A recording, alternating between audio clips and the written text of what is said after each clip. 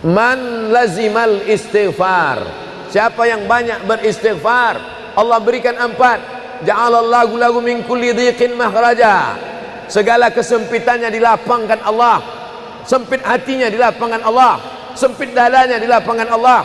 Wali wa min kulli hammin faraja, segala kesusahannya diberikan Allah kemudahan, susah rezekinya, susah hidupnya, susah pikirannya, susah urusannya dimudahkan Allah.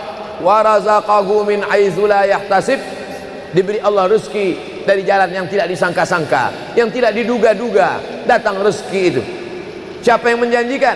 Nabi Muhammad SAW. Nabi bicara dari mana?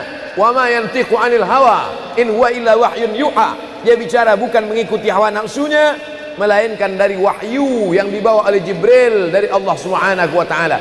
Memperbanyak istighfar. Yang keempat, wa ma kana Allahu mu'adzibahum wa hum yastaghfirun. Allah tidak akan menurunkan azab wa hum yastaghfirun selama mereka mampu beristighfar. Oleh sebab itu, kenapa tsunami tidak datang? Kenapa gunung tidak meletus? Kenapa air yang dari laut tidak naik ke darat? Kenapa tidak terjadi gempa bumi? Masih ada di Sidrap yang beristighfar. Masih ada orang yang bangun malam salat sunat taubat menjelang subuh. Wabil ashari yastaghfirun, menjelang azan subuh, di waktu sahur dia memperbanyak istighfar. Sependek-pendeknya astaghfirullah, agak panjang astaghfirullahalazim, lebih panjang astaghfirullahalazim alladzi la ilaha illa huwal hayyul qayyum wa atubu ilaih. Yang lebih afdal sayyidul istighfar, Allahumma anta rabbi la ilaha illa anta khalaqtani wa ana 'abduka wa ana 'ala 'ahdika wa wa'dika mastata'tu a'udzu bika min syarri ma sana'tu abu'u laka bi ni'matika 'alayya wa abu'u bi dhanbi faghfirli fa innahu la yaghfiru dzunuba illa anta. Dibaca dia setelah subuh, dijaga Allah sampai zuhur. Dibaca setelah zuhur, dipelihara sampai asar. Dibaca selepas asar, dijaga sampai maghrib. Dibaca sehabis maghrib, dijaga sampai isya. Dibaca habis isya, dijaga sampai subuh. Allahumma anta rabbi la ilaha illa anta khalaqtani wa ana 'abduka, aku hambamu, wa ana 'ala ahdika, aku dalam perjanjian denganmu, wa wa'dika, aku dalam MOU denganmu, mastata'tu, sesuai kemampuanmu. Abu ulaka bi ni'matika alayya, aku datang menghadapmu dengan nikmatmu, nikmat mata, nikmat telinga, nikmat otak, nikmat hati, nikmat buah pinggang, nikmat kaki, nikmat tangan. Wa abu bi dzambi, tapi justru aku datang membawa dosa. Aku datang membawa nikmat, tapi justru aku datang membawa dosa. Dosa telinga, dosa mata, dosa lidah, dosa hati. Mestinya aku datang membawa nikmat, datang membawa pahala. Wa abu bi dzambi, tapi justru aku datang membawa dosa. Tapi aku yakin dan percaya, fa innahu la yaghfiru dzunuba illa anta, tak ada yang bisa mengampunkan segala dosa kecuali engkau. Di musim pandemi yang selama ini selesai sholat hanya 3 kali saja. Assalamualaikum warahmatullahi, assalamualaikum warahmatullahi, astaghfirullahaladzim, astaghfirullahaladzim, astaghfirullahaladzim. Diperbanyak istighfar. Wallahi, kata Nabi Muhammad SAW, Nabi bersumpah, wallahi demi Allah, inilah astaghfiru ila rabbi wa atubu ilaih, aku beristighfar kepada Allah, aku bertaubat kepada Allah mi'ata marrah, 100 kali sehari semalam. Jadi kita pun bisa beristighfar 100 kali sehari semalam. Kalau kita hitung jari kita ini sendinya ada 20, 1, 2, 3, 4, 5, 6, 7, 8, 9, 10, 11, 12, 13, 14, 15, 16, 17, 18, 19, 20. 20 sendi. Habis sholat kita isi 20 istighfar, habis subuh 20, habis zuhur 20, habis asar 20, habis maghrib 20, habis isya 20, ditambah doa 20, ditambah tahajud 20, ditambah witir 20, ditambah bangun tidur malam 20. Hanya sekali putaran tulang-tulang sendi. Kata Nabi, likulli sulama minkum sedekah, setiap tulang-tulang sendi ini mesti ada sedekahnya. Apa maksud sedekah tulang sendi? Sedekah orang kaya dengan uangnya, sedekah kita dengan sedekah tulang sendi. Astaghfirullahalazim, astaghfirullahalazim, astaghfirullahalazim, astaghfirullahalazim, astaghfirullahalazim. Allah menjanjikan balasan-balasan yang disampaikan oleh Nabi Muhammad sallallahu alaihi wasallam. Tapi di antara yang paling afdal di antara zikir ini semua adalah afdalul zikri la ilaha illallah. Tidak ada zikir yang paling afdal daripada la ilaha illallah. Maka kita baca la ilaha illallah, la ilaha illallah, la ilaha illallah, ditutup dengan kalimatu haqqin 'alaiha nahya, dengan itu kita hidup, wa 'alaiha namutu, dengan itu kita mati, wa bi'anu ba'su, dengan itu kita akan dibangkitkan di padang mahsyar. Hidupnya dengan la ilaha illallah, matinya dengan la ilaha illallah. Kenapa disebut hidupnya dengan la ilaha illallah? Karena waktu awal hidupnya ayahnya mengazankan ke telinganya, asyhadu an la ilaha illallah. Itulah makna alaiha nahya, dengan itu kita hidup. Kenapa disebut alaiha namutu, dengan itu kita mati? Karena matinya ditalqinkan ke telinga sebelah kanan, la ilaha illallah. Matinya pun dengan la ilaha illallah. Wa bi'anu ba'su, nanti dia dibangkitkan di padang mahsyar juga dengan kalimat la ilaha illallah. Tapi jangan lupa, orang yang hanya berkata la ilaha illallah tidak diakui Islamnya. Orang yang hanya berkata la ilaha illallah tidak diterima amalnya sebelum dia sepasang dengan Muhammadur Rasulullah. Oleh sebab itu maka solawat, apalagi hari ini hari Jumat, Sayyidul Ayyam, kata Nabi, perbanyaklah solawat pada hari Jumat. Allahumma salli ala Sayyidina Muhammad wa ala ali Sayyidina Muhammad. Allahumma salli ala Sayyidina Muhammad wa ala ali Sayyidina Muhammad. Allahumma salli ala Sayyidina Muhammad wa ala ali Sayyidina Muhammad. Khusus pada hari Jumat. Hari yang lain kita berselawat, tapi pada hari Jumat maka kita perbanyak solawat, solawat, solawat, solawat.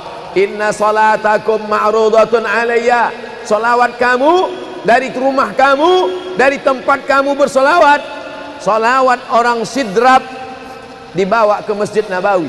Salawat orang sidrap dibawa ke makam Nabi. Allahumma salli ala Sayyidina Muhammad dari Masjid Agung Sidrap dibawa ke Masjid Nabawi di kota Al-Madinah Al-Munawwarah. Lalu kemudian sahabat bertanya, kaifa salatuna ma'rudatun alaika wa qad arimta? Bagaimana salawat kami dibawa ke makammu padahal engkau sudah mati, meninggal dunia? Bukankah orang yang mati itu tidak hidup? Bukankah orang mati itu dimakan cacing tanah? Apa jawab Nabi? Innallaha harramal arda ajsadal anbiya. Allah mengharamkan tanah memakan jasad para nabi. Jadi sahabat Nabi itu rasional. Sahabat Nabi itu berpikir. Sahabat Nabi itu bukan hanya diam. Sahabat Nabi itu bukan hanya nerima saja. Sahabat Nabi itu bertanya, bagaimana mungkin salawat kami bisa dibawa ke makammu padahal kau sudah mati dimakan cacing tanah? Nabi menjawab, innallaha harramal arda ajsadal anbiya. Allah mengharamkan tanah memakan jasad para nabi. Hari Jumat, pagi Jumat, petang Jumat, malam Jumat, memperbanyak salawat lebih daripada hari biasanya. Allahumma salli ala Sayyidina Muhammad wa ala ali Sayyidina Muhammad. Membaca surat Al-Kahfi. Man qara'a surat Al-Kahfi yaumal jumu'ati. Siapa yang membaca surat Al-Kahfi hari Jumat, pagi Jumat, siang Jumat, sore Jumat, malam Jumat, adha'a lahu min nur. Allah berikan dia cahaya, pencerahan, terang pandangannya, terang matanya, terang pikirannya, terang hatinya. Kalau sudah gelap, kita suntuk. Makanya anak kecil tidak boleh mati lampu. Kalau ada anak kecil malam mati lampu, nafasnya bisa sesak. Kenapa sesak? Sempit dadanya. Itu maknanya kalau Allah kasih kita terang cahaya karena membaca surat Al-Kahfi hari Jumat. Tapi jangan sampai menyuruh orang baca surat Al-Kahfi, ternyata yang ceramah ini belum baca surat Al-Kahfi. Bacalah surat Al-Kahfi. Ustaz sudah baca? Oh, saya ngajak aja. Enggak. Sebelum ceramah saya baca dulu. Malam Jumat, tadi malam.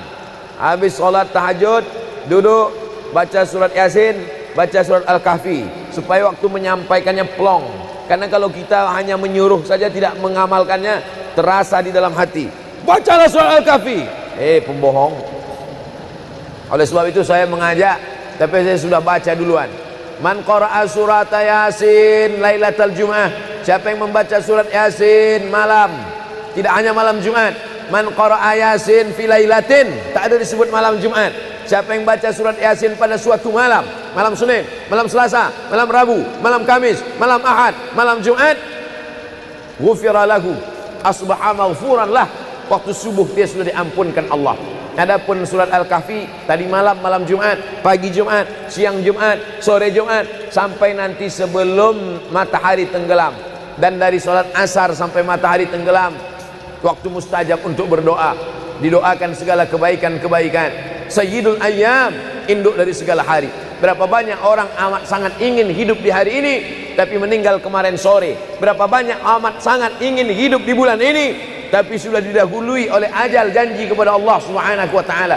Jangan ada sedetik pun waktu yang sia-sia, yang kosong hampa, tanpa kita isi dengan amal kepada Allah Subhanahu wa taala. Man shalla alayya salatan, siapa yang bersolawat satu kali, sallallahu alaihi biha asyra, Allah balas 10 kebaikan. Huttan anhu asyara sayiat, ditutupi 10 kesalahan. Wa rufi'at lahu asyara darajat, dinaikkan 10 darajat tingkatan kemuliaan. Satu kali salawat 10 dosa diampunkan, 10 kebaikan pahala dituliskan, 10 derajat kemuliaan diangkat, dinaikkan di hadapan Allah Subhanahu wa taala. Oleh sebab itu maka hari ini kita perbanyak solawat, pertemuan solawat, berjumpa dengan orang bersolawat.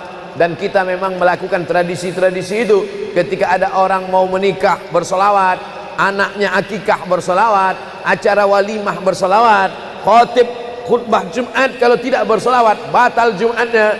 Orang yang sedang sholat kalau dia tidak bersolawat, menurut mazhab Syafi'i batal sholatnya. Orang yang berdoa kalau tidak bersolawat, doanya tergantung tidak dikabulkan Allah. Majlis kita kalau tidak ada selawat, maka majlis itu berubah menjadi majlis antanajifah, majlis mangkai, majlis busuk, majlis berbau. Oleh sebab itu tidak ada cara lain menolak ini semua adalah dengan cara bersolawat, solawat dan solawat. Itu poin yang ketiga. Poin yang keempat, di antara menjauhkan kita dari bala ini, tolak bala ini adalah shadaqatus sirri tadfa'u mitatas su'. Sodakoh menolak bala, mati su'ul khotimah. Makanya dulu kita ada istilah sodakoh tolak bala, sodakoh menolak musibah, sodakoh menolak bencana, sodakoh menolak wabah.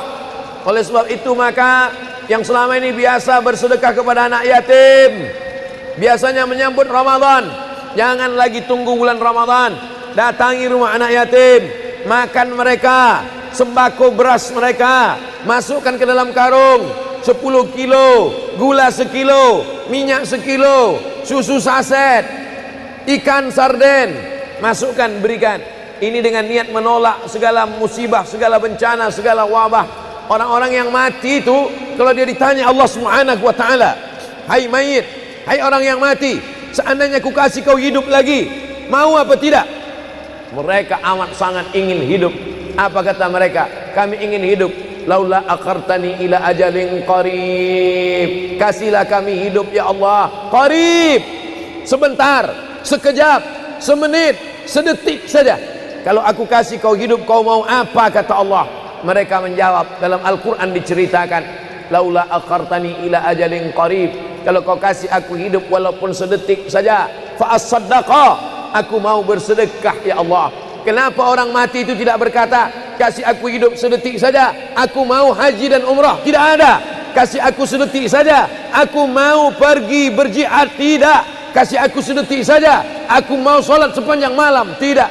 Mereka mengatakan, fa'as-saddaqa, aku mau bersedekah. Mengapa orang mati itu kalau dihidupkan mau bersedekah? Dijawab oleh para ulama, karena haji dan umrah balasannya nanti setelah hisab masuk surga. Al-hajjul mabrur, haji yang mabrur, laisa lahu jaza illal jannah, balasannya surga. Tapi sedekah balasannya sudah didapatkan ketika dikubur. Begitu mati masuk kubur langsung dapat balasan sedekah. Itulah makanya kata Nabi, idza matal insan, kalau manusia mati, inqata'a, putus amalnya. Tapi ada yang tak putus, shadaqatun jariyah, sedekah yang mengalir. Belum bangkit dari kubur, belum padang mahsyar, belum hisab, belum timbangan amal, belum meniti titian siratal mustaqim, balasannya sudah nampak. Itu kehebatan sedekah dibandingkan amal yang lain. Oleh sebab itu sedekah ini luar biasa. Shadaqatus sirri tadfa'u mitatas su', sedekah menolak mati su'ul khatimah, sedekah menolak bala. Man lazimal istighfar, siapa yang banyak beristighfar, Allah berikan 4. Ja'alallahu lahu min kulli dhiqin makhraja, segala kesempitannya dilapangkan Allah, sempit hatinya dilapangkan Allah, sempit dadanya dilapangkan Allah. Wali wa min kulli hammin faraja, segala kesusahannya diberikan Allah kemudahan, susah rezekinya, susah hidupnya, susah pikirannya, susah urusannya dimudahkan Allah. Wa razaqahu min haitsu la yahtasib, diberi Allah rezeki dari jalan yang tidak disangka-sangka, yang tidak diduga-duga, datang rezeki itu. Siapa yang menjanjikan? Nabi Muhammad SAW. Nabi bicara dari mana? Wa ma yantiqu 'anil hawa in huwa illa wahyun yuha, dia bicara bukan mengikuti hawa nafsunya, melainkan dari wahyu yang dibawa oleh Jibril dari Allah Subhanahu wa taala. Memperbanyak istighfar. Yang keempat, wa ma kana Allahu mu'adzibahum wa hum yastaghfirun, Allah tidak akan menurunkan azab wa hum yastaghfirun selama mereka mau beristighfar. Oleh sebab itu, kenapa tsunami tidak datang? Kenapa gunung tidak meletus? Kenapa air yang dari laut tidak naik ke darat? Kenapa tidak terjadi gempa bumi? Masih ada di Sidrap yang beristighfar, masih ada orang yang bangun malam salat sunat taubat menjelang subuh, wabil ashari hum yastaghfirun, menjelang azan subuh di waktu sahur dia memperbanyak istighfar. Sependek-pendeknya astaghfirullah, agak panjang astaghfirullahalazim, lebih panjang astaghfirullahalazim alladzi la ilaha illa huwal hayyul qayyum wa atubu ilaih. Yang lebih afdal sayyidul istighfar, Allahumma anta rabbi la ilaha illa anta khalaqtani wa ana 'abduka wa ana 'ala 'ahdika wa wa'dika mastata'tu a'udzu bika min syarri ma sana'tu abu'u laka bi ni'matika 'alayya wa abu'u bi dhanbi faghfirli fa innahu la yaghfiru dzunuba illa anta.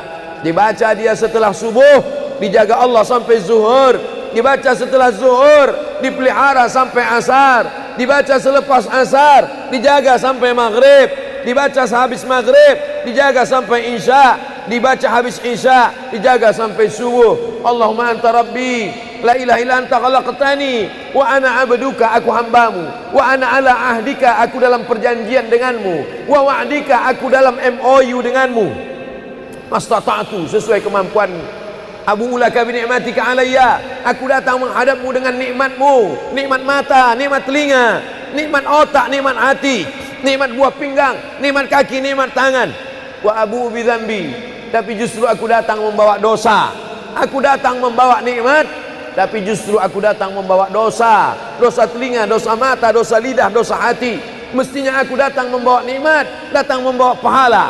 Wa abu bi dzambi, tapi justru aku datang membawa dosa. Tapi aku yakin dan percaya, fa innahu la yaghfiru dzunuba illa anta, tak ada yang bisa mengampunkan segala dosa kecuali engkau. Di musim pandemi yang selama ini selesai sholat hanya 3 kali saja. Assalamualaikum warahmatullahi, assalamualaikum warahmatullahi, astaghfirullahaladzim, astaghfirullahaladzim, astaghfirullahaladzim. Diperbanyak istighfar. Wallahi, kata Nabi Muhammad SAW, Nabi bersumpah, wallahi demi Allah, inilah astaghfiru ila rabbi wa atubu ilaih, aku beristighfar kepada Allah, aku bertaubat kepada Allah mi'ata marrah, 100 kali sehari semalam. Jadi kita pun bisa beristighfar 100 kali sehari semalam. Kalau kita hitung jari kita ini sendinya ada 20, 1, 2, 3, 4, 5, 6, 7, 8, 9, 10, 11, 12, 13, 14, 15, 16, 17, 18, 19, 20 sendi. Habis sholat kita isi 20 istighfar, habis subuh 20, habis zuhur 20, habis asar 20, habis maghrib 20, habis isya 20, ditambah doa 20, ditambah tahajud 20, ditambah witir 20, ditambah bangun tidur malam 20. Hanya sekali putaran tulang-tulang sendi. Kata Nabi, likulli sulama minkum sedekah, setiap tulang-tulang sendi ini mesti ada sedekahnya. Apa maksud sedekah tulang sendi? Sedekah orang kaya dengan uangnya, sedekah kita dengan sedekah tulang sendi. Astaghfirullahalazim, astaghfirullahalazim, astaghfirullahalazim, astaghfirullahalazim, astaghfirullahalazim. Allah menjanjikan balasan-balasan yang disampaikan oleh Nabi Muhammad sallallahu alaihi wasallam. Tapi di antara yang paling afdal di antara zikir ini semua adalah afdalu dzikri la ilaha illallah. Tidak ada zikir yang paling afdal daripada la ilaha illallah.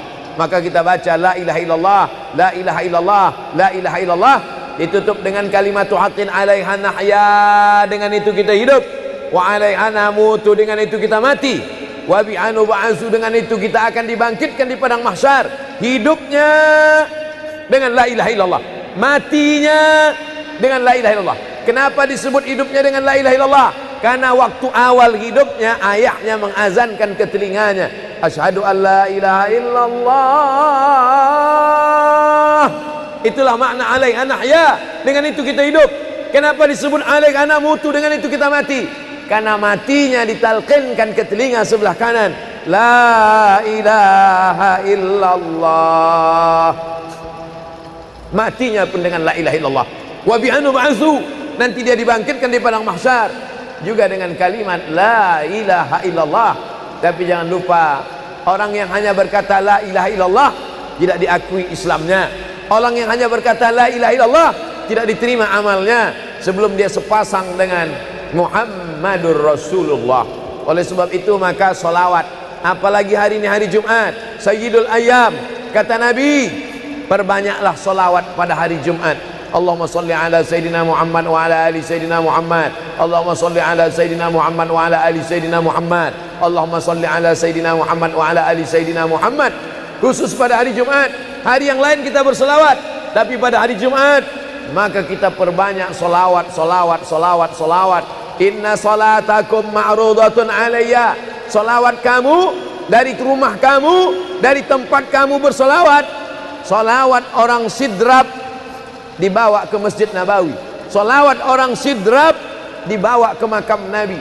Allahumma salli ala Sayyidina Muhammad dari Masjid Agung Sidrap dibawa ke Masjid Nabawi di kota Al-Madinah Al-Munawwarah. Lalu kemudian sahabat bertanya, kaifa salatuna ma'rudatun alaika wa qad arimta? Bagaimana salawat kami dibawa ke makammu padahal engkau sudah mati, meninggal dunia? Bukankah orang yang mati itu tidak hidup? Bukankah orang mati itu dimakan cacing tanah? Apa jawab Nabi? Innallaha harramal arda ajsadal anbiya. Allah mengharamkan tanah memakan jasad para nabi. Jadi sahabat Nabi itu rasional. Sahabat Nabi itu berpikir. Sahabat Nabi itu bukan hanya diam. Sahabat Nabi itu bukan hanya nerima saja. Sahabat Nabi itu bertanya, bagaimana mungkin salawat kami bisa dibawa ke makammu padahal kau sudah mati dimakan cacing tanah? Nabi menjawab, innallaha harramal arda ajsadal anbiya. Allah mengharamkan tanah memakan jasad para nabi. Hari Jumat, pagi Jumat, petang Jumat, malam Jumat, memperbanyak salawat lebih daripada hari biasanya. Allahumma salli ala Sayyidina Muhammad wa ala ali Sayyidina Muhammad. Membaca surat Al-Kahfi. Man qara'a surat Al-Kahfi yaumal jumu'ati. Siapa yang membaca surat Al-Kahfi hari Jumat, pagi Jumat, siang Jumat, sore Jumat, malam Jumat, adha'a lahu min nur. Allah berikan dia cahaya, pencerahan, terang pandangannya, terang matanya, terang pikirannya, terang hatinya. Kalau sudah gelap, kita suntuk.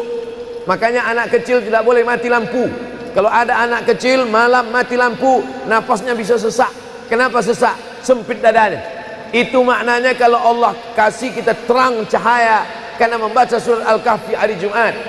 Tapi jangan sampai menyuruh orang baca surat Al-Kahfi, ternyata yang ceramah ini belum baca surat Al-Kahfi. Bacalah surat Al-Kahfi. Ustaz sudah baca? Oh, saya ngajak aja. Enggak. Sebelum ceramah saya baca dulu. Malam Jumat, tadi malam. Habis sholat tahajud, duduk, baca surat Yasin, baca surat Al-Kahfi. Supaya waktu menyampaikannya plong. Karena kalau kita hanya menyuruh saja tidak mengamalkannya, terasa di dalam hati. Bacalah surat Al-Kahfi. Pembohong. Oleh sebab itu saya mengajak, tapi saya sudah baca duluan. Man qara'a surat Yasin lailatal Jum'ah. Siapa yang membaca surat Yasin malam, tidak hanya malam Jumat. Man qara'a Yasin fi lailatin, tak ada disebut malam Jumat. Siapa yang baca surat Yasin pada suatu malam, malam Senin, malam Selasa, malam Rabu, malam Kamis, malam Ahad, malam Jumat, ghufira lahu, asbaha maghfuran lah. Waktu subuh dia sudah diampunkan Allah. Adapun surat Al-Kahfi tadi malam, malam Jumat, pagi Jumat, siang Jumat, sore Jumat, sampai nanti sebelum matahari tenggelam. Dan dari salat asar sampai matahari tenggelam, waktu mustajab untuk berdoa, didoakan segala kebaikan-kebaikan. Sayyidul Ayyam, induk dari segala hari. Berapa banyak orang amat sangat ingin hidup di hari ini, tapi meninggal kemarin sore. Berapa banyak amat sangat ingin hidup di bulan ini, tapi sudah didahului oleh ajal, janji kepada Allah Subhanahu wa taala. Jangan ada sedetik pun waktu yang sia-sia, yang kosong hampa, tanpa kita isi dengan amal kepada Allah Subhanahu wa taala. Man shalla alayya salatan, siapa yang bersolawat satu kali, sallallahu alaihi biha asyra, Allah balas 10 kebaikan. Huttan anhu asyara sayiat, ditutupi 10 kesalahan. Wa rufi'at lahu asyara darajat, dinaikkan 10 darajat tingkatan kemuliaan. Satu kali salawat 10 dosa diampunkan, 10 kebaikan pahala dituliskan, 10 derajat kemuliaan diangkat, dinaikkan di hadapan Allah Subhanahu wa taala. Oleh sebab itu maka hari ini kita perbanyak solawat, pertemuan solawat, berjumpa dengan orang bersolawat. Dan kita memang melakukan tradisi-tradisi itu. Ketika ada orang mau menikah bersolawat, anaknya akikah bersolawat, acara walimah bersolawat, khotib khutbah Jumat kalau tidak bersolawat batal Jumatnya.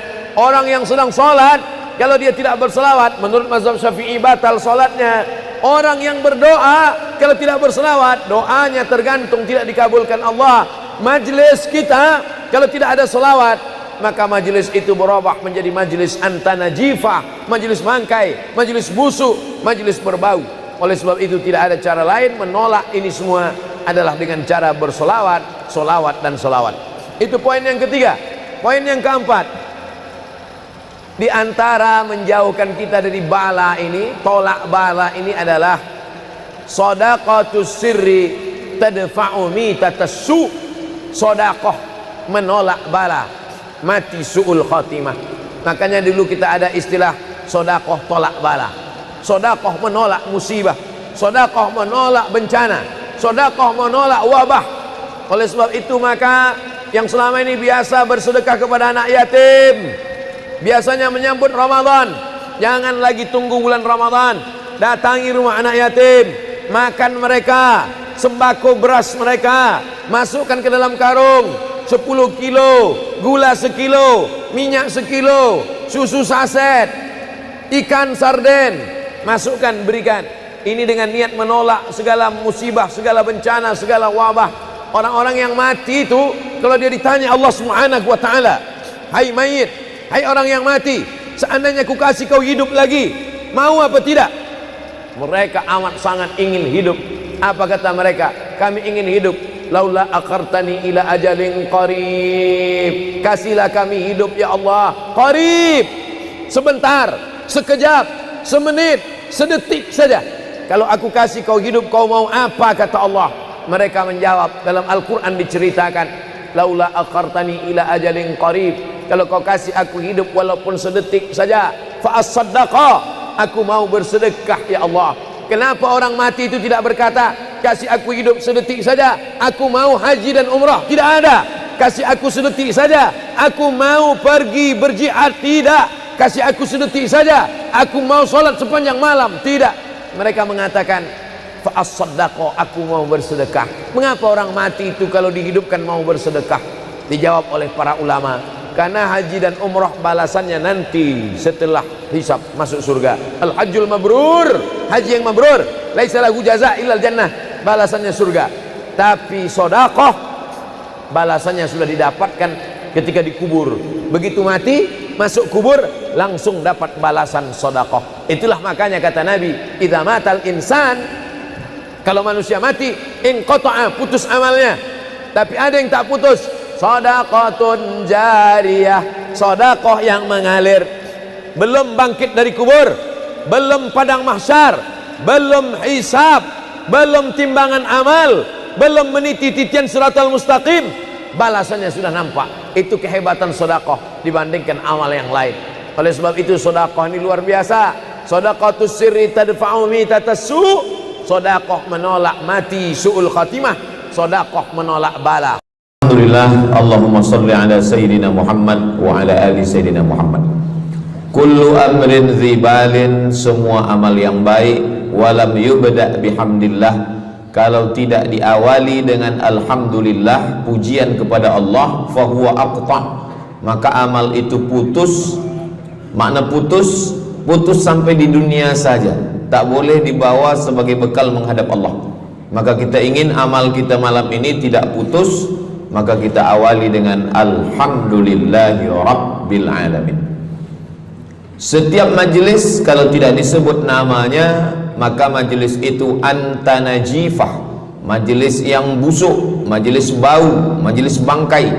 Maka kita sebut namanya, Allahumma salli ala Sayyidina Muhammad wa ala ali Sayyidina Muhammad. Laisa minna, bukan golongan kami, kata Nabi SAW. Man lam yarham saghirana, sesiapa yang tidak sayang kepada budak anak kecil, walam ya'rif syarafa kabirina, tidak hormat kepada orang tua, maka dia tidak diperakui sebagai umat Nabi Muhammad SAW. Semua anak-anak muda-muda, belia-belia yang saya sayangi, para alim ulama, tuan-tuan guru, datuk-datuk, datin-datin, semua yang berhadir ini insyaallah dimuliakan Allah Subhanahu wa taala. Amin ya rabbal alamin. Tajuk kita malam ini 8 keutamaan orang yang bersedekah menurut Al-Qur'an dan sunnah Nabi Muhammad sallallahu alaihi wasallam. Keutamaan yang pertama, kalau orang mati itu ditanya, apakah kamu mau hidup lagi? Maka orang mati itu menjawab, tapi belum ada orang yang mati hidup lagi. Macam mana kita boleh tahu dia menjawab? Sebab diceritakan Allah dalam Al-Quran. Apa kata mereka? A'udzubillahi minasyaitonirrajim. Laula akhartani ila ajalin qarib, kalaulah kami yang sudah mati ini diberi masa lagi, ajal masa, qarib pendek, sikit, kejap. Kalaulah kami boleh dibagi masa hidup lagi walaupun sikit, walaupun kejap, apa yang ingin mereka lakukan? Fa as-saddaqa, kami ingin bersodaqah. Mereka tak ada kata, kalaulah kami boleh hidup lagi, kami ingin jihad, tak ada. Kalau boleh hidup lagi, kami ingin pergi haji, tak ada. Mereka katakan, fa as-saddaqa, kami ingin bersodaqah. Kenapa sodaqah? Kenapa bukan perang? Maka ulama membagi jawaban. Karena kalau haji itu balasannya nanti di surga. Wal hajjul mabrur laisa lahu jazaa'un illal jannah. Haji mabrur balasannya surga nanti selepas hari kiamat. Tapi kalau sedekah, balasan pahalanya diperolehi ketika di alam kubur.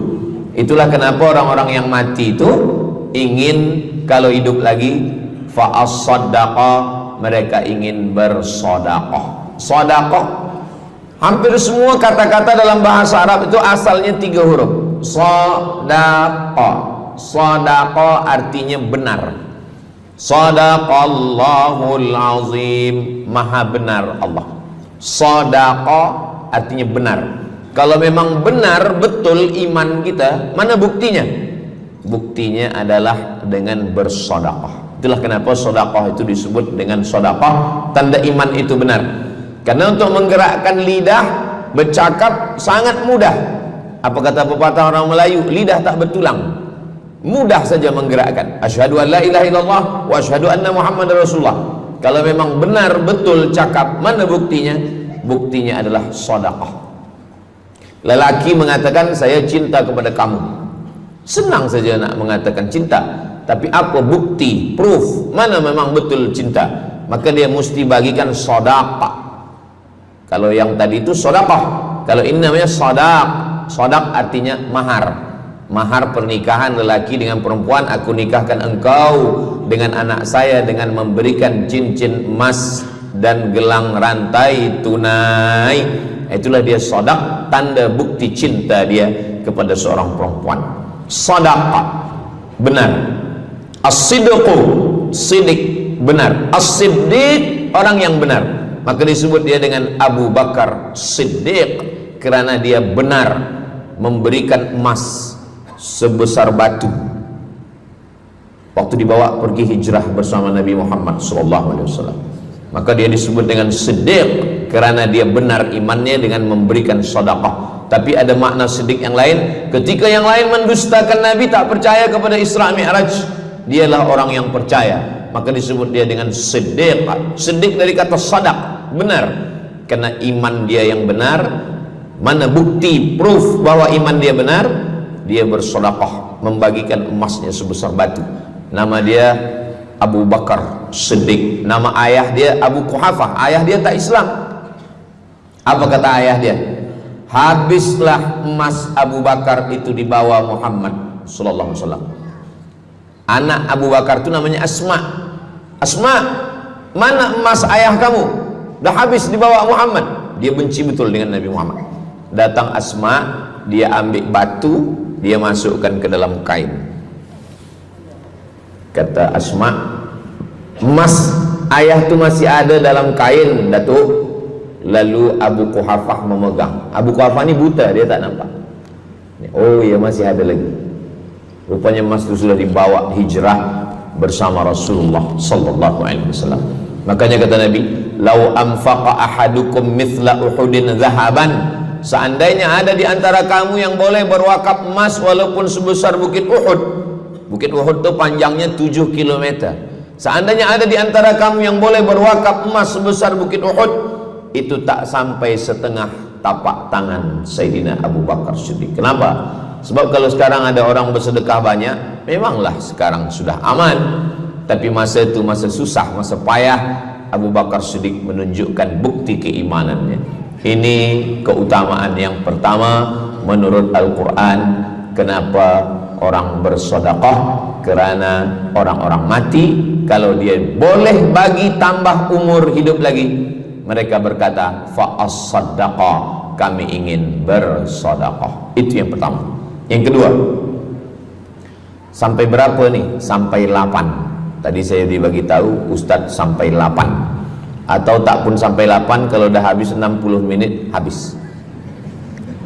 Yang kedua, idzas sama'un fatarat, langit terbelah. Wa idzal kawakibun tasarat, planet bertembung, berjatuhan. Wa idzal biharu fujirat, lautan diletupkan, tsunami namanya. Wa idzal qubur bu'athirat, semua yang dikubur dibangkitkan. Selepas itu kita pun bangkit dari kubur. Innama amruhu idza arada syai'an ayyaqula lahu kun fayakun. Bila kita bangkit, tak ada atap, tak ada dinding, tak ada pokok kayu, semua gunung-gunung macam bulu kambing dihembus angin. Wa takunul jibalu kal ihnil manfush, macam bulu kambing dihembus angin. Di mana kita bernaung? Di mana kita berlindung? Kata Nabi sallallahu alaihi wasallam. Ini yang kedua. Kullu mri'in tahta zilli sadaqatihi, orang akan bernaung di bawah sedekah. Bukan bernaung di bawah haji, bukan bernaung di bawah sembahyang, bukan bernaung di bawah puasa, tapi tempat bernaung atap adalah sedekah. Tapi jangan sebab kita kaji sedekah malam ni, esok subuh tak sembahyang. Awak tak sembahyang, kita bernaung di bawah sedekah. Betul, memang bernaung di bawah sedekah, tapi tiangnya sembahyang. As-salatu imaduddin, sembahyang, salat itu adalah tiang daripada agama. Maka tempat kita berlindung, tempat kita bernaung nanti adalah sedekah. Ada yang tenggelam kerana peluh saking panasnya, ada yang tenggelam kerana peluh sampai ke lutut, ada sampai ke pinggang, ada sampai ke leher, ada yang tenggelam habis. Tapi ada orang yang merasa sejuk, selesa. Kenapa? Kullu mri'in tahta zilli sadaqatihi, orang akan bernaung di bawah sedekah. Orang-orang yang membina masjid, macam mana mahalnya masjid, jutaan ringgit, maka ketika dia mati menghadap Allah Subhanahu wa taala, semua kepanasan, semua terik matahari sejengkal dari ubun-ubun kepala, tapi ada orang yang tahta zilli sadaqatihi, dia akan bernaung di bawah sedekah. Mudah-mudahan panjang umur, Allah bagi kita rezeki supaya kita boleh bernaung di bawah sedekah kita nanti insyaallah. Kita masa siang 12 jam, malam 12 jam, tapi di akhirat nanti 50 alfasanah, 50.000 tahun, belum tentu lagi diputuskan di pengadilan Allah Subhanahu wa taala. Datang orang menghadap Nabi Adam, wahai Adam, kami sudah kepanasan, kami tak tahan di padang mahsyar ini. Kata Nabi Adam, saya malu menghadap Allah. Dulu kata Allah, la taqraba hadhihi syajarah, jangan dekati pokok kuldi, fatakuna minaz zalimin, nanti engkau jadi orang zalim. Fa azallahuma syaitan, tapi digoda syaitan. Lalu kemudian Nabi Adam bertaubat. Doa yang paling tua doa Nabi Adam, Rabbana zalamna anfusana wa illam taghfir lana wa tarhamna lanakunanna minal khasirin. Datang mereka menghadap kepada Nabi Nuh. Cepatlah Nabi Nuh menghadap kepada Allah supaya diputuskan mahkamah ini. Kata Nabi Nuh, saya malu menghadap Allah. Anak saya Kan'an, masa saya panggil, ya bunayya, wahai anak saya Kan'an, irkam ma'ana, ayo mari naik ke atas perahu sampan ayah. Apa kata Kan'an? Sa'awi ila jabali ya'simuni minal ma, saya naik sampan, saya naik ke atas bukit, saya akan selamat. Rupa-rupanya hujan 40 hari 40 malam, tenggelam. Kita belum lagi 40 hari 40 malam, baru 2 hari buaya dah naik ke jalan.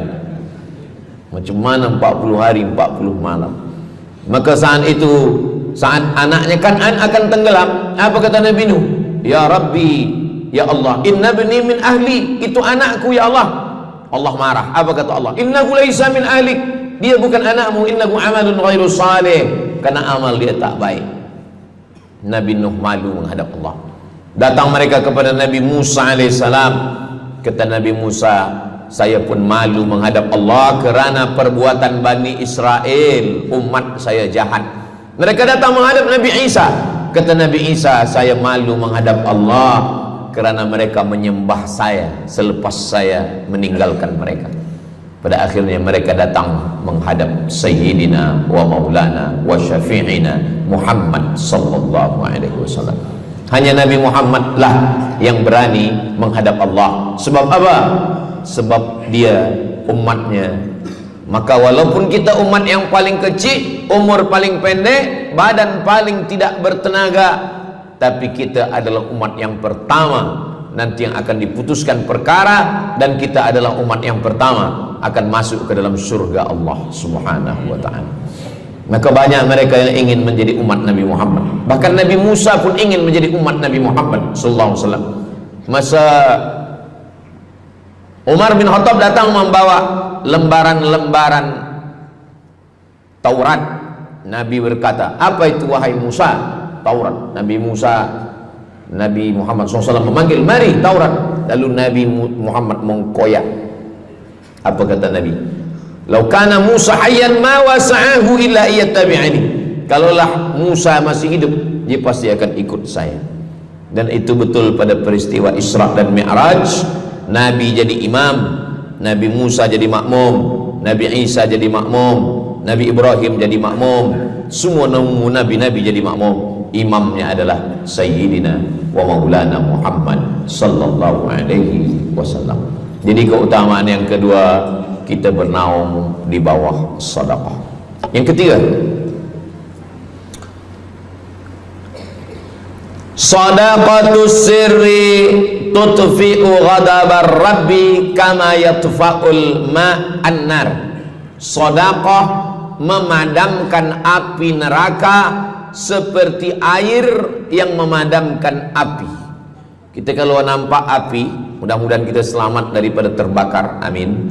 Lalu kemudian datang api, kita padamkan dengan air. Lalu kemudian macam mana memadamkan api neraka? Air sebanyak apa yang boleh memadamkan? Maka kata Nabi SAW, keutamaan yang ketiga adalah sadaqatus sirri tutfi'u ghadabar rabbi, sedekah memadamkan api neraka. Jadi kalau kita dulu banyak silap, banyak salah, banyak dosa. Kullu bani Adam, semua manusia ini khata'un, semua pernah salah, pernah mabuk, pernah berzina, pernah minum khamar, pernah berjudi. Kalaupun dia tidak buat dosa yang zahir, pernah hasad, pernah dengki, busuk hati. Maka ketika itu macam mana memadamkan murka Allah dengan istighfar, memadamkan dengan sembahyang, solat, sunat, taubat? Ada satu cara lagi. Dengan cara apa? Memadamkannya dengan sedekah. Tudfi'u ghadabar rabbi, memadamkan murka marah Allah subhanahu wa ta'ala, padam dengan sedekah. Tapi tentu saja sedekah yang ikhlas kerana Allah subhanahu wa ta'ala. Datang seorang yang sudah banyak dosa menghadap Nabi, menghadap pendeta Yahudi. Wahai pendeta Yahudi, saya ini banyak salah, banyak dosa. Saya sudah membunuh 99 orang. Apakah mungkin Tuhan mengampunkan dosa saya? Kata pendeta Yahudi, Tuhan tidak mengampuni dosa kamu kerana kamu sudah membunuh. Dia cabut pisau dia. Kalau begitu kamulah yang ke-100. Dia dah bunuh 99. Itu maka saya takut juga kalau datang orang, Ustaz Somad, apakah Allah mengampuni dosa saya? Apa dosa kamu? Membunuh orang. Ayo Allah ampunkan dosa. Faqtulu anfusakum, bunuhlah diri kamu. Surat Al-Baqarah. Bunuhlah diri kamu. Fataba alaikum, Allah menerima taubat kamu dengan membunuh diri. Sebab Bani Israel minta ampun kepada Allah bukan dengan istighfar, minta ampun kepada Allah bukan dengan sembahyang taubat. Bani Israel kalau dia minta ampun kepada Allah dulu zaman Nabi Musa, dia ambil pedang, dia ambil parang panjang, dia cari orang yang sama-sama berdosa. Saya ada dosa, saya cari tuan-tuan yang ada dosa. Tuan ada dosa? Ada. Kita nak bertaubat? Ya, ayo kita. Nanti kita sama-sama cincang. Nanti tuan cincang saya cincang tuan. Kita sama-sama mati, baru Allah ampunkan dosa. Faqtulu anfusakum, bunuhlah diri kamu. Fataba alaikum, Allah menerima taubat kamu. Tapi syariat Nabi Muhammad sallallahu alaihi wasallam, ma min muslimin yuznibu dzamban, kalau ada yang silap khilaf salah, summa yatatahhar, mandi taubat. Apalagi kita di Bandar Seri Begawan, bila tadi pesawat terbang nak landing turun, nampak cantik laut keliling. Jadi siapa nak mandi taubat, pergi ke laut. Kalau sampai ke tengah laut, bukan cuma dosa hilang, orangnya hilang sekali. Aku mandi taubat, saya mandi taubat. Selepas mandi taubat, tak boleh mandi taubat, wudu. Tak boleh wudu, tayamum. Selepas itu sembahyang sunat taubat, usolli sunnatat taubat raka'ataini lillahi ta'ala. Dosanya perlu sebut, jangan sebut. Ada seorang lelaki, maaf, nafsu dia tinggi. Lalu di jalan dia nampak perempuan. Selepas itu maaf, dia cium. Selepas itu dia datang ke Nabi, dia mengadu, ya Rasulullah, tadi saya melakukan begini-begini. Tegak Umar bin Khattab, Allah sudah tutupi, kenapa kamu bukakan di hadapan orang ramai? Allah mengampuni manusia kecuali al-mujahirun. Al-mujahirun menampakkan dosanya dan bangga dengan dosanya. Ini orang akhir zaman ini sekarang banyak mujahirun. Dia mabuk, dia live streaming. Hai guys, dah mabuk ke malam ni? Ini al-mujahirun. Maka ulil amri mesti ambil hukum. Tapi orang yang pernah berdosa, pernah silap, pernah salah, jangan cerita lagi, tutup. Suami-suami kalau bertobat kepada Allah, mengadu kepada Allah, cukup. Jangan cerita ke istri. Allah menerima, istri tak terima. Jadi taubat cukup kepada Allah Subhanahu wa taala, mengadu dah. Bangkit tahajud malam minta kepada Allah. Jangan suara kuat-kuat. Cukup. Sebab tidak semua kejujuran boleh diterima orang lain. Tak semua perempuan boleh menerima kejujuran. Sakit hati dia. Allah Subhanahu wa taala Maha Pengampun. Selepas itu kemudian wa asbi'is sayyi'atal hasanata, dosa-dosa silap khilaf masa lalu bagaimana menutupinya? Hasanata, perbuatan baik. sembahyang baik, sholat baik, tapi ada yang paling baik. Apa dia? Shadaqatus sirri, memperbanyak sedekah, sedekah, sedekah, memadamkan murka Allah seperti api dipadamkan oleh air. Marah itu adalah kobaran dari api neraka. Bila kita sedang marah, itu adalah api neraka lahab. Lahab itu artinya berkobar. Lahab pakai ba, lahab. Sebab saya pernah juga lalu di satu jalan, ada rumah makan, restoran Abu Lahab, pakai P, lahab, mungkin lahab, makan lahab. Allah Subhanahu wa taala memadamkan murkanya. Inna rahmati sabaqat ghadabi, rahmatku lebih cepat daripada murkaku. Memang Allah marah, tapi ketika dia berbagi kepada orang lain, dia tutupi dosanya di masa yang lalu. Syarat taubat 3. Yang pertama, an-nadamu fil qalbi, menyesal dalam hati. Yang kedua, al-iqraru bil lisani, nyatakan dengan lisan, astaghfirullahalazim. Yang ketiga, al-itmaru alla ya'uda ilaihi abadan, tekad saya tidak akan buat lagi sampai mati. Namanya taubat nasuha. Nasuha, 3 huruf. Nasoha artinya menyaring madu.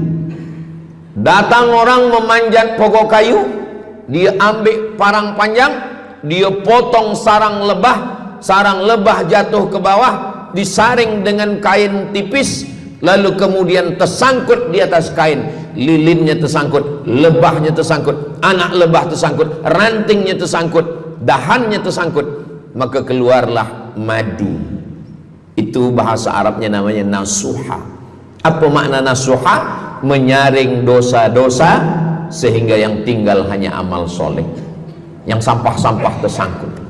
Sekarang susah nak minum madu yang asli, banyak palsu. Macam mana Ustaz, saya ni suka spesial minum madu, apa tanda madu ni asli? Bawa pulang ke rumah, kalau istri marah itu asli.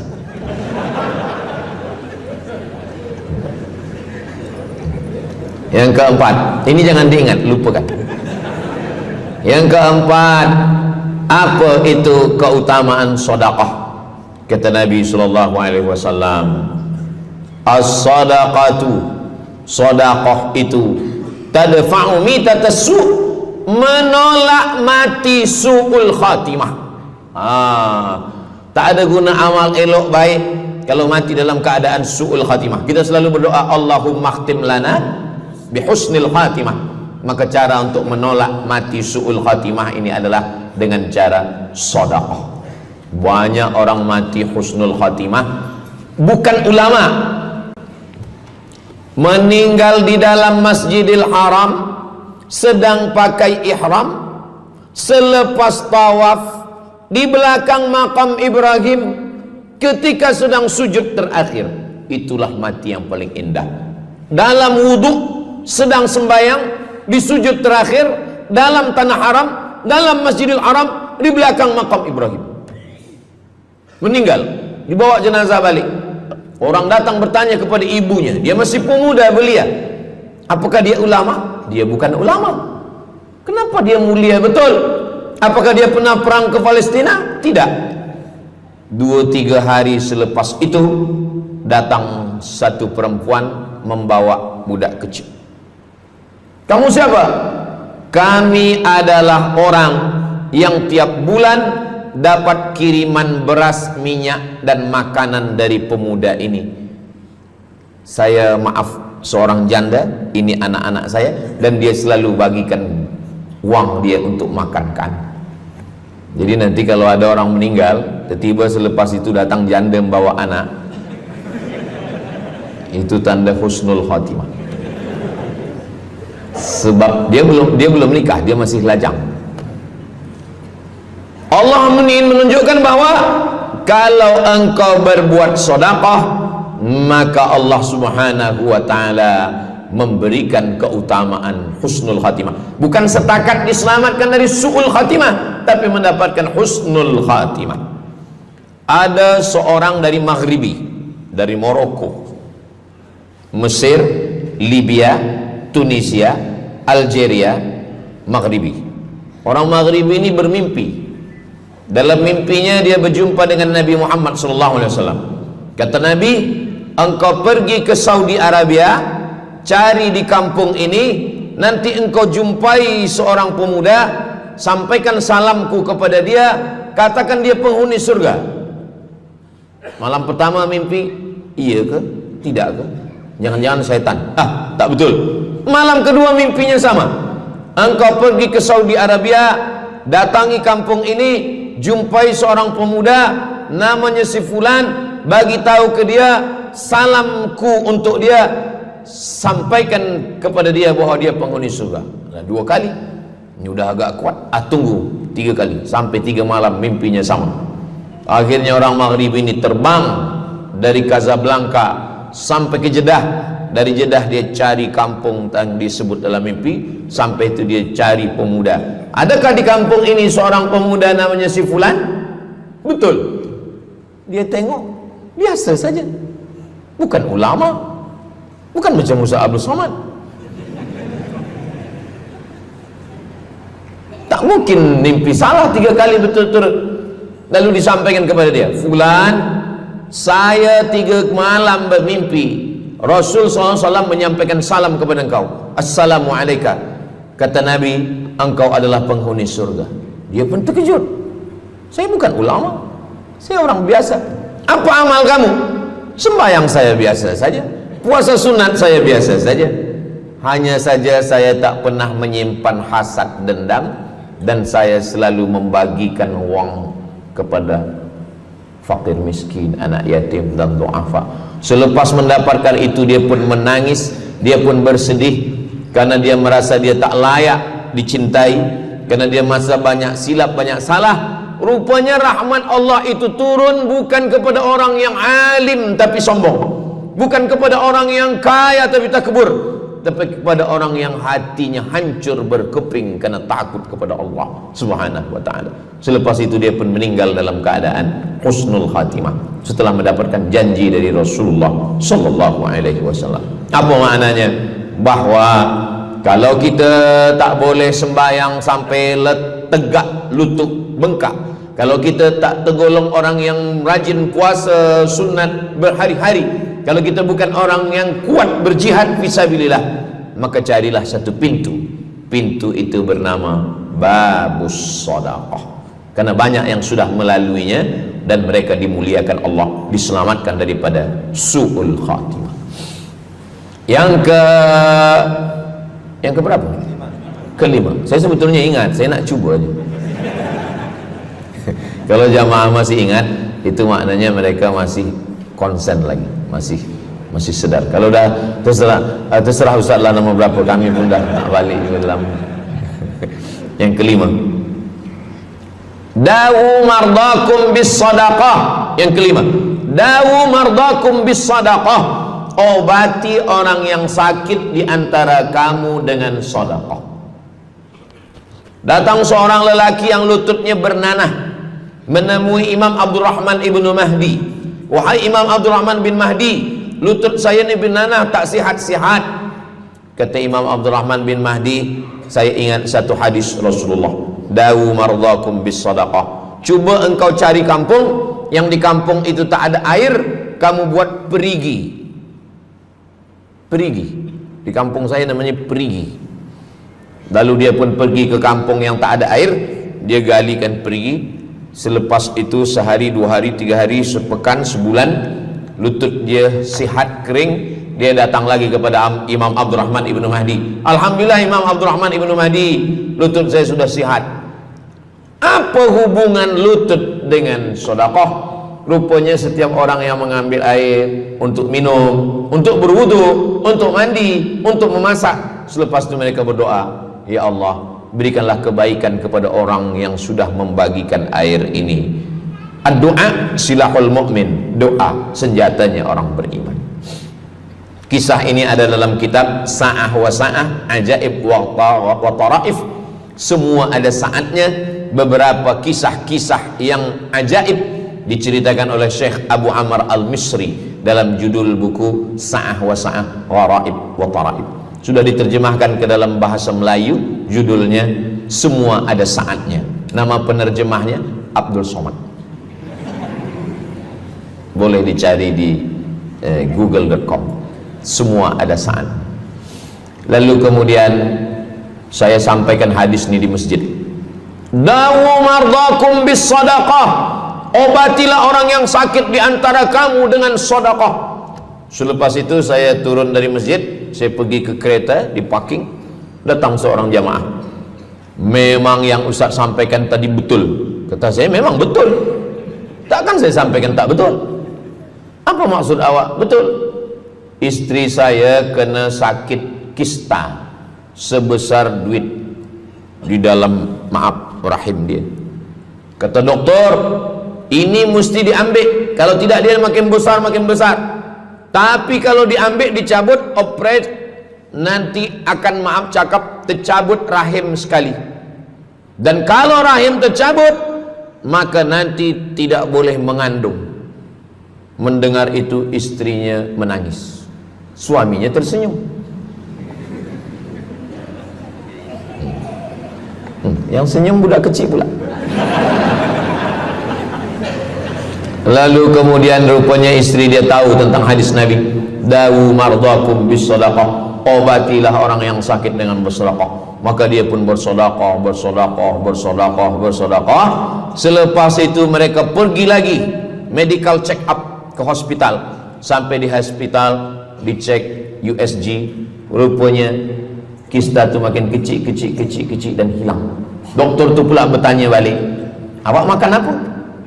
Saya makan nasi, kata dia. Minum apa? Minum teh tarik. Saya amalkan hadis Nabi Muhammad SAW, dawu mardakum bis sadaqah. Kata doktor, awak tak perlu operate dan ini tidak perlu dibelah, dan rahim awak masih boleh mengandung. Istrinya tersenyum, lakinya pula menangis.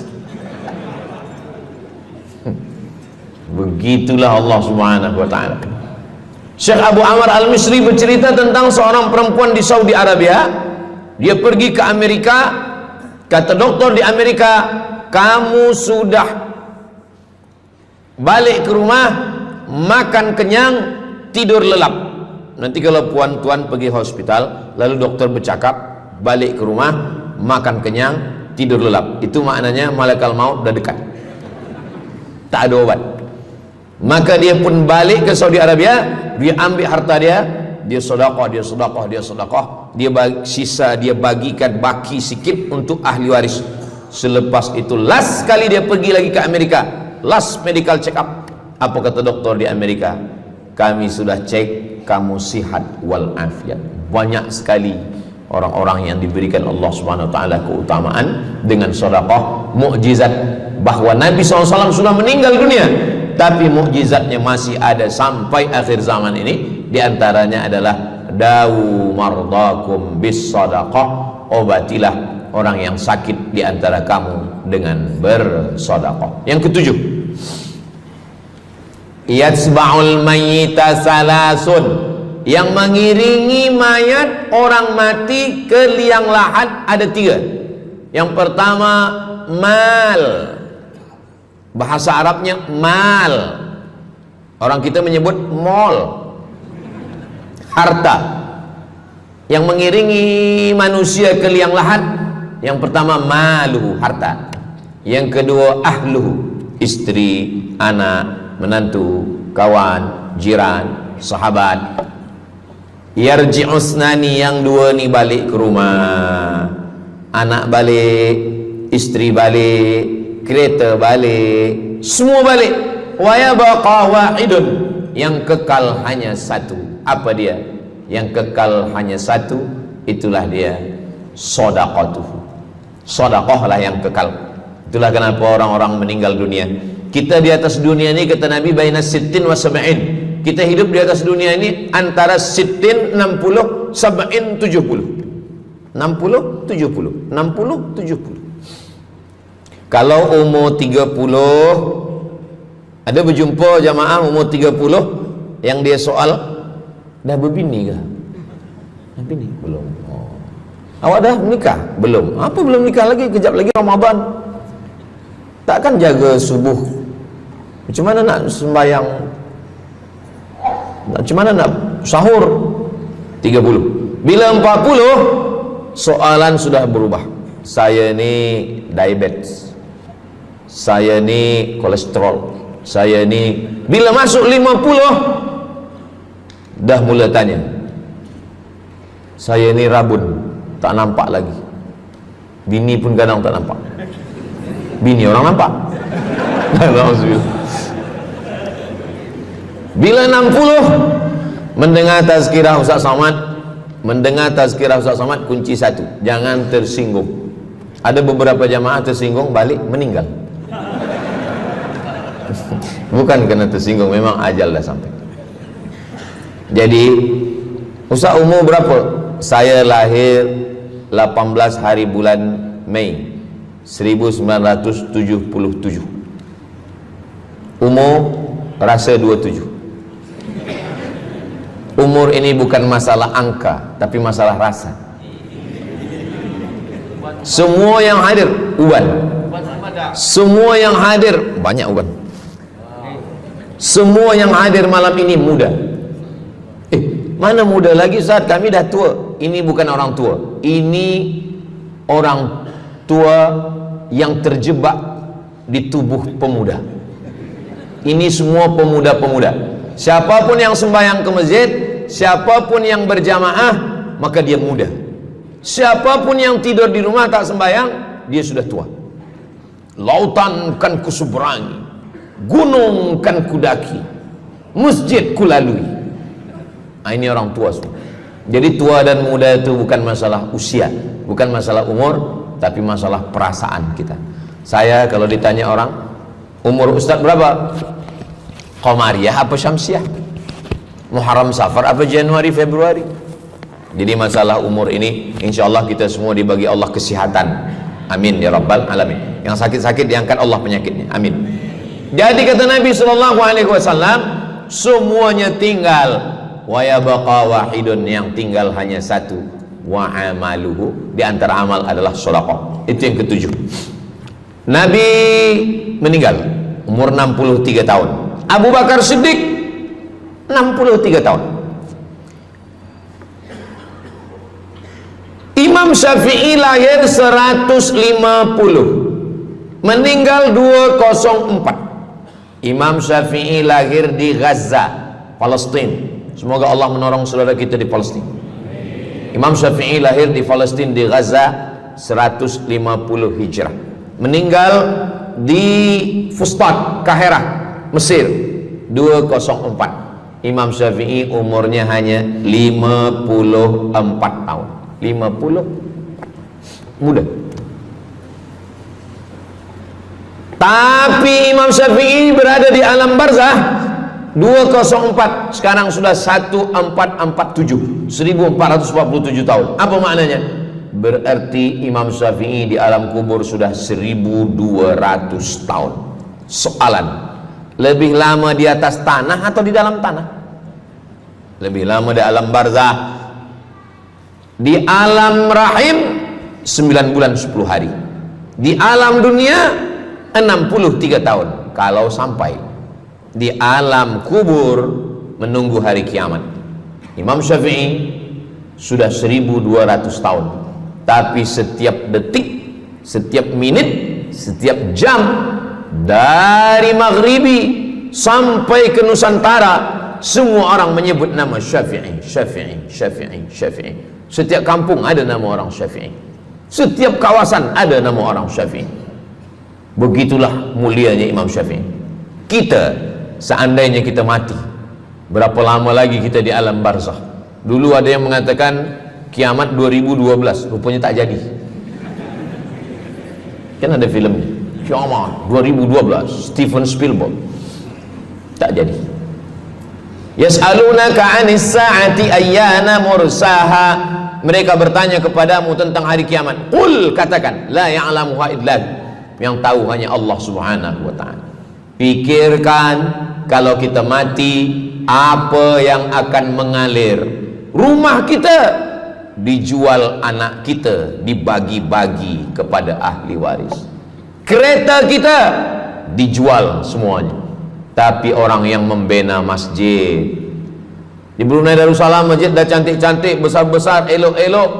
Tadi kami cerita tentang Muslim yang ada di Kamboja, yang ada di Vietnam, yang ada di Myanmar, kesusahan, kepayahan, yang ada di Palestin. Itu kalau kita tolong, mengalir sampai hari kiamat. Kita fikirkan apa yang akan mengalir selepas kita mati menghadap Allah Subhanahu wa ta'ala. Di antara yang pasti mengalir, anak belum tentu. Waktu kita hidup dia soleh, selepas kita mati dia stres. Na'udzubillah. Mudah-mudahan anak-anak kita semua anak-anak yang soleh-soleh. Tapi yang pasti adalah sedekah. Maka kita siapkan sedekah menolong agama Allah Subhanahu wa ta'ala. Yang ke-8, kata Nabi sallallahu alaihi wasallam, idza matal insan, hadisnya ada dalam Sahih Muslim. Idza matal insan, ada orang yang membaca hadis ini idza mata ibnu Adam. Idza mata ibnu Adam itu terjemah, bukan bunyi teks. Bunyi teksnya idza matal insan, kalau manusia mati, inqata'a, putus. Tapi banyak yang salah faham tentang hadis nih. Kamu malam ni tak ada buat kenduri orang mati, tak ada baca doa, tak ada baca yasin, tak ada baca tahlil. Idza matal ibnu Adam, kalau manusia sudah mati, putus. Jangan kirim-kirim doa lagi. Banyaklah soalan ke saya, Ustaz Abdul Somad, ya, macam mana kalau orang sudah mati tak ada anak, lalu siapa yang mendoakan dia? Kata saya, yang mendoakan dia saya. Allahumma ighfir lahu warhamhu wa'afihi wa'fu anhu. Siapa yang akan bacakan Al-Fatihah untuk dia? Saya akan bacakan Al-Fatihah. Saya tengok muka dia macam meragu, dia tak percaya Fatihah ini sampai. Siapa yang tak percaya Fatihah sampai, saya tak marah, sebab ni masalah yang gaib. Siapa yang tak percaya Yasin itu sampai, siapa yang tak percaya Fatihah itu sampai, saya tak marah. Bagi saja nama semua lengkap dengan bin. Nanti bila mati saya kirim. Bila tak sampai, cepat-cepat bagi tahu. Idza matal insan, kalau manusia mati, inqata'a amaluhu, yang putus tu amal dia, amal yang mati itu. Misal ini ada orang mati, namanya Abdul Somad. Ketika saya sebut nama lain tersinggung pula. Ada orang mati namanya Abdul Somad. Idza matal insan, kalau Abdul Somad ni mati, inqata'a amaluhu, maka yang putus tu amal dia. Amal Abdul Somad ni yang putus. Amal orang Brunei untuk Abdul Somad putus atau tak putus? Tidak putus. Datang berita, mereka tengok di Instagram Abdul Somad, Ustadz Abdul Somad Official. Bagi yang belum follow, cepat follow. Dapat berita Ustadz Somad sudah meninggal. Orang Bandar Seri Begawan, semua orang Brunei mengirimkan Al-Fatihah, mereka sholat gaib. Sampai apa tak sampai? Sampai. Jadi mana yang putus itu apa maknanya? Amal dia putus, amal orang mati ini putus. Amal orang hidup kepada yang mati tak putus. Saya bilang sekali lagi, yang putus itu amal orang mati. Amal orang mati putus. Apa maksud amal orang mati putus? Kepada muslimin muslimat, sila datang ke masjid yang akan membagi tazkirah almarhum Abdul Somad. Itu mana putus, mana boleh tazkirah lagi. Orang mati itu amalnya putus, tapi amal orang hidup untuk orang mati tidak putus. Kalau memang putus, kenapa ada amalnya yang tak putus? Ada amal dia yang tak putus. Ini Abdul Somad mati dia, amal dia semuanya putus, tapi ada amal dia yang tak putus. Pertama, shadaqatun jariyah. Sedekah itu kan amal dia, tak putus. Sedekah dia bina masjid dia, sedekah dia tahfiz Quran. Budak-budak tahfiz Quran itu menghafal Quran, jadi tuan guru, punya murid, punya pondok, maka tak putus. Amal dia tapi tak putus. Yang kedua, ilmun yuntafa'u bih, mengajar dia, diamalkan orang, tak putus. Waladun solihun, anak soleh. Anak soleh itu maksudnya, anak soleh itu kan amal dia. Nah, itu yang banyak orang yang tak paham. Macam mana amal soleh, macam mana amal soleh itu amal kita? Macam mana anak soleh itu amal kita? Kalau istri, mohon maaf, kalau istri awak cuma awak tengok saja, apakah mungkin dia hamil? Nah, itu dah payah betul dah menjelaskan. Maknanya anak kita itu amal kita. Maka kalau kita mati, dia tetap mengalir. Bukan berarti doa orang lain tak sampai. Ini banyak orang salah faham. Selepas orang meninggal, tak usah baca doa lagi, tak usah Allah maafir lahu lagi, tak usah baca Yasin lagi, tak sampai. Maksud putus itu amal orang mati itu putus. Kalaulah putus amal orang hidup kepada orang mati, tak ada salat jenazah. Nanti kalau ada orang mengatakan tak usah baca doa, kita udah putus semua, nanti bila dia mati jangan sembayangkan. Sebab sembayang jenazah itu kan amal orang hidup untuk orang mati. Allahu Akbar, Allahumma alhamd, Allahu Akbar, Al-Fatihah, Allahu Akbar, salawat, Allahu Akbar, Allahumma maghfir lahu warhamhu wa'afihi wa'fu anhu, Allahu Akbar, Allahumma la tahrimna ajrahu wa la taftina ba'dahu wa waghfir lana wa lahu wa li ikhwana alladhina sabaquna bil iman wa la taj'al fi qulubina ghillan lil ladzina amanu rabbana innaka ra'ufur rahim. Empat itu sampai, Al-Fatihah sampai, doa sampai, Al-Fatihah sampai, solawat sampai, doa takbir 3 sampai, doa takbir 4 pun sampai. Itu maknanya amal orang hidup sampai, tapi amal orang mati putus. Apakah orang mati itu tetap beramal? Orang mati tetap beramal, tapi katanya putus. Yang putus itu amal wajib. Sholat wajib, tak wajib lagi. Puasa wajib, tak wajib lagi. Adapun amal yang tak wajib, makanya kalau ada suami yang tak mau amal wajib, suruhlah dia mati. Mana dalil ustadz bahwa orang mati tetap beramal? Waktu Nabi Muhammad SAW Isra Mi'raj, Nabi Isra Mi'raj, Nabi tengok Nabi Musa sholat di dalam kuburnya, padahal Nabi Musa sudah meninggal. Itu menunjukkan orang meninggal pun beribadah, tapi ibadah dia tidak wajib lagi. Waktu sampai di Masjidil Aqsa, Nabi Ibrahim sholat, Nabi Musa sholat, Nabi-Nabi sholat, padahal mereka sudah meninggal dunia. Itu menunjukkan bahwa orang mati beribadah, tapi ibadahnya tidak wajib. Yang kita wajib ini hanya dari akil baligh sampai kita mati. Siapa yang wajib sembahyang? Akil baligh. Siapa yang wajib puasa? Akil baligh. Siapa yang wajib haji? Akil baligh mampu. Ada orang akil, ada orang baligh tapi tak akil. Umur 15 tahun, 20 tahun, 30 tahun, baligh, umurnya sampai, tapi tak akil, tak ada akal. Rufi'al qalam, kertas, pena. Pena dia terangkat, tak mencatat. Ada 3 orang yang penanya tak mencatat.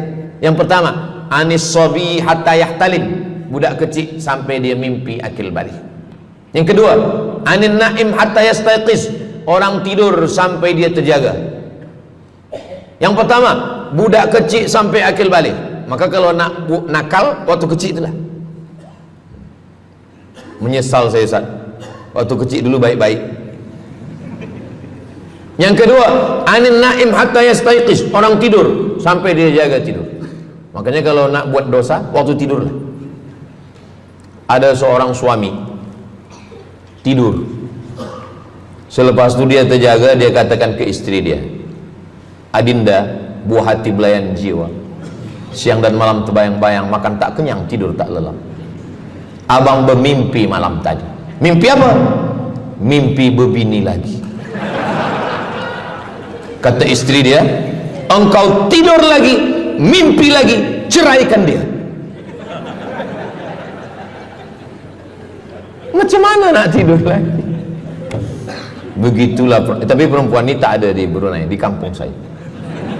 Sini baik-baik. Orang tidur dia tidak boleh dihukum, sebab mimpi kita tak boleh buat-buat. Anil naim hatta yastayqis, orang tidur sampai dia jaga tidur. Anil majnun hatta yafiq, orang gila sampai sehat. Orang gila tak diambil hukum, tak wajib sembahyang, tak wajib puasa. Itu maka kadang isteri kalau ada lelaki tak sembahyang, abang ni gila ke? Kata, aku tergila-gila dengan kamu sayang. Jadi siapa yang wajib? Macam mana dengan orang yang pikun, hilang ingatan? Hilang ingatan bila dari mula zuhur azan sampai waktu asar habis, ingatan dia hilang, maka dia tak wajib sembahyang. Tapi bila dia ingat sekejap, dia wajib lagi. Itu pula masalahnya Ustaz. Laki saya ni hilang ingatan waktu sembahyang je. Lepas tu ingat balik berakal.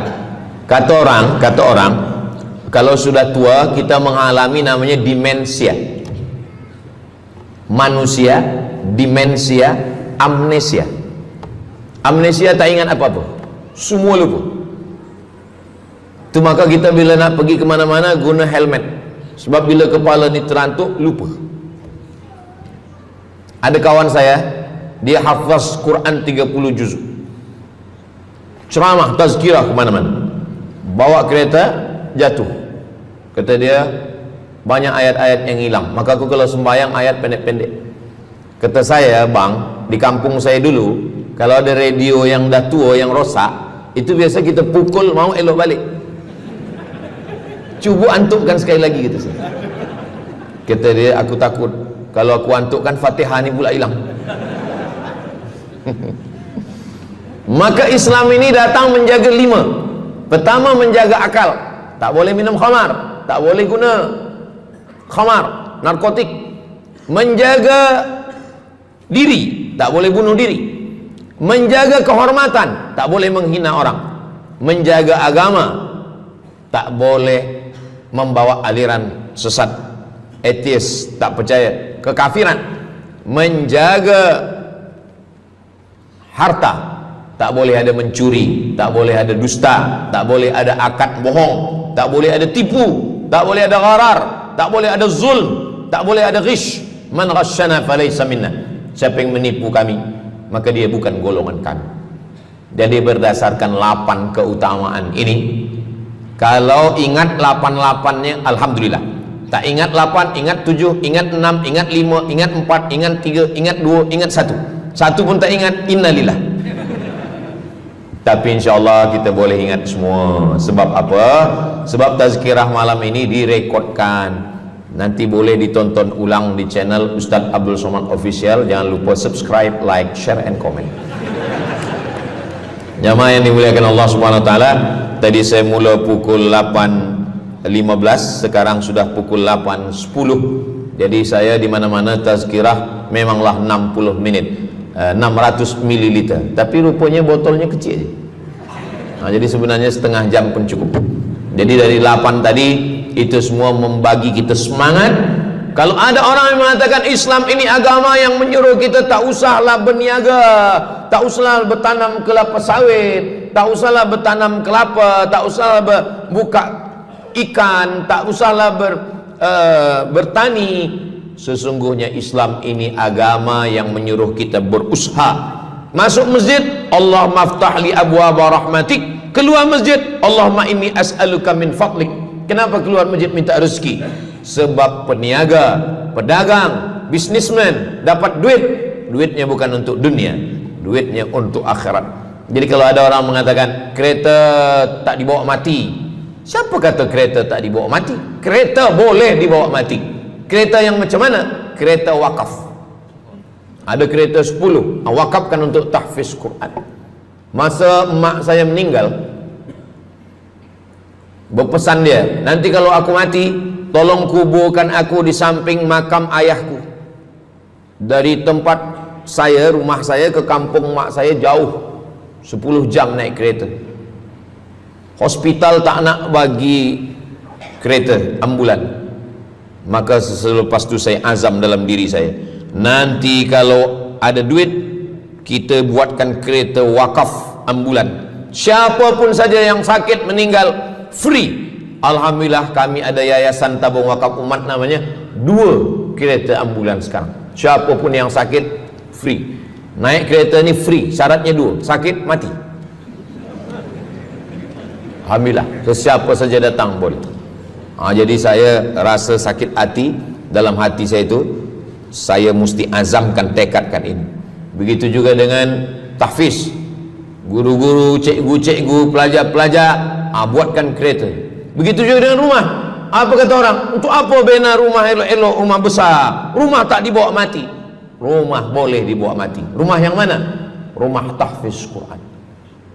Assalamualaikum. Waalaikumsalam. Ustaz Abdul Somad, betul, saya ada rumah Ustaz, 9 bilik, 2 aras, parking lapang. Rumah siapa? Tak tahu. Ini rumah siapa Tuan? Tuan Haji. Rumah saya. Tuan Haji di mana sekarang? Saya di Surabaya, Ustaz Abdul Somad. Rupanya dia dulu kerja kilang minyak di Riau, Sumatera. Lepas pencen dia balik ke Jawa. Jadi rumah ni saya nak wakafkan. Wakafkan sekarang kami buat rumah tahfiz Quran. Pagi, petang, siang, malam orang hafaz Quran. Ini rumah boleh. Jadi kalau ada orang mengatakan tak usahlah cari harta banyak-banyak, harta tak dibawa mati. Harta dibawa mati dengan syarat diwakafkan, diinfakkan, disedekahkan. Yang paling tinggi zakat wajib. Di bawah zakat wakaf. Wakaf mesti ada 4. Orang yang berwakaf, orang yang menerima wakaf, harta yang diwakafkan, ada ijab dan qabul. Di bawah wakaf infak. Di bawah infak baru sedekah. Kenapa infak lebih tinggi daripada sedekah? Sebab infak adalah harta, sedangkan sedekah tak harta pun sedekah. Senyum itu sedekah. Makanya yang kalau ada box di depan masjid, box di tepi jalan, itu yang tepat ditulis box infak, jangan box sedekah. Sebab kalau box sedekah nanti orang senyum aja. Tabassumika fi wajhi akhika sedekah. Senyummu ke wajah saudaramu adalah sedekah. Tolong untuk dibaca Ustaz.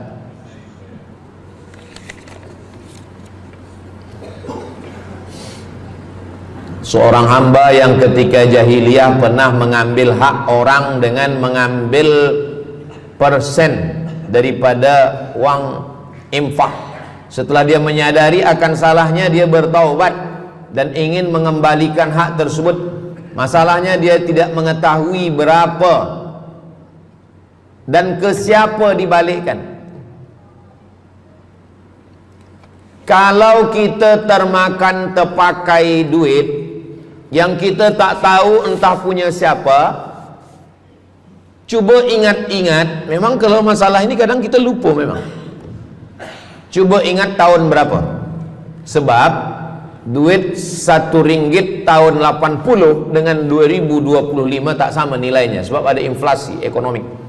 Jadi coba ingat, tengok dengan harga emas. Tahun 80 berapa 1 gram emas, tahun 2025 berapa. Maka dihitungnya ke emas, bukan ke dolar, tapi kepada emas. Nah, selepas kita dapat harga emas, lalu kita balikkan. Misalkan tahun 80 100 ringgit itu 3 gram. Maka yang sekarang kita tidak balikkan 100 ringgit, tapi kita balikkan sekarang 2025 dengan 3 gram emas. Berapa harga 3 gram emas?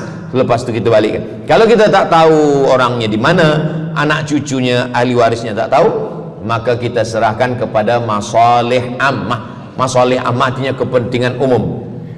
Pendidikan tahfiz Quran, sekolah, tempat anak yatim, tempat duafa fakir miskin, ke masjid boleh. Tapi kalau kita bawa duit haram, duit tak jelas, kita serahkan saja. Datang, tuan guru bagi dah. Jangan sebut pula tuan guru ni ada beberapa duit haram saya nak bagi ni. Serahkan saja. Begitu juga dengan orang yang menyimpan uang di bank yang bukan Islamic bank. Syukran, jazakumullah khair.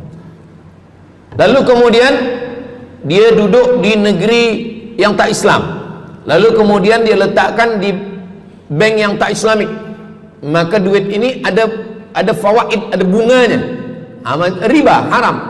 Kalau dia simpan di rumah dia takut hilang. Duit ini tak boleh dia makan, tak boleh dia belikan ke pakaian,